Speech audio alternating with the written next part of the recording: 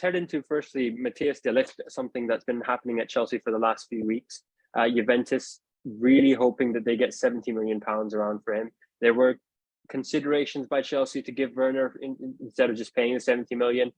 Chelsea now are hoping they might be able to get away with paying just about 60 million and get him at Chelsea, since De Ligt is very open to move in.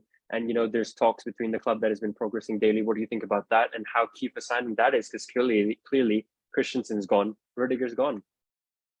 Yeah, you know what? As in Christensen, to be honest, the way things happened in the end, it was probably good riddance as much as he served the club.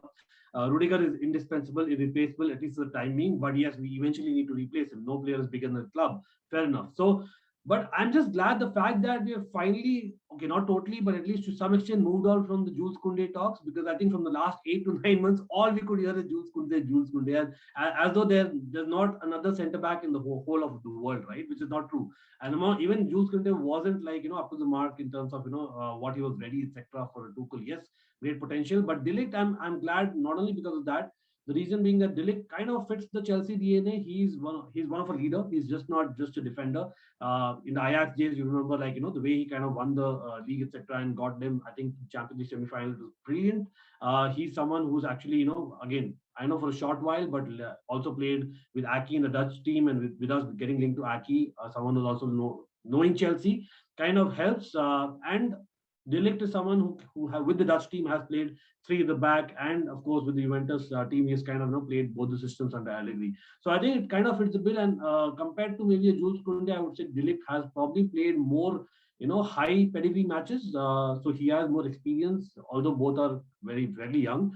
But just the Premier League, right? The build that he has, the leadership that he has, he kind of seems to me there's more fitting to the Premier League. Yes, he has a lot of mistakes in him. So you would kind of question 70 million for someone who's actually error prone right now is questionable. Let's be honest about it. But it is not only the market value, it is the EPL tax, the Chelsea tax that we all know it is a matter of fact.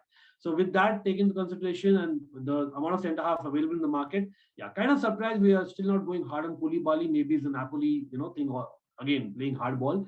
But I think with the options that we have, De Ligt will be a fantastic signing because of the reasons I mentioned. But again, would Juventus be willing to sell De Ligt right now, considering that I think they've lost Chiellini, right, as who's their stellar performer over so many years. So it's kind of surprising if they agreed to do that. But again, if you're able to pull that off, I think it's brilliant work by Chelsea. And yes, we might have to pay like an extra 10 to 15 million than what we could have gotten him for in a normal scenario, because everyone knows that Chelsea are desperate for defenders. So especially anyone coming from outside the league, coming to Premier League, that tax is going to come, right? So I think right now the talks are about 60 million that Chelsea are kind of ready to give. They might just add on, some in terms of perks, and it might go on to 70, 75 million, and it might happen, because the point here is I think he himself wants to move as well, which is, kind of refreshing to hear after what happened with the Rafinha and the Lewandowski saga, right? I think the reason Chelsea are going more for Matthias de Ligt is because he's a younger talent and someone they're ready to pay the price.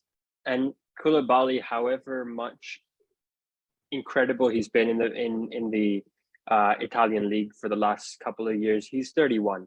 And the last thing they want is to put him alongside someone like Thiago Silva, who's already 36, if I'm not wrong.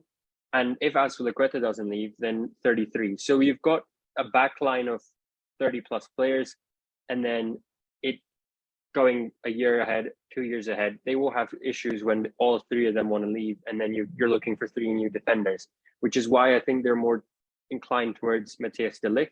And because he hasn't had progressive talks with Juventus. We've heard clearly them say that they're looking for a new club. The negotiations between Juventus and Matthias de Ligt didn't go down too well, and they're ready to move. And if Chelsea bring the right offer, Juventus will have to sell him, especially a player who doesn't want to sign an extension and might leave for free next year, the year after, when his contract ends.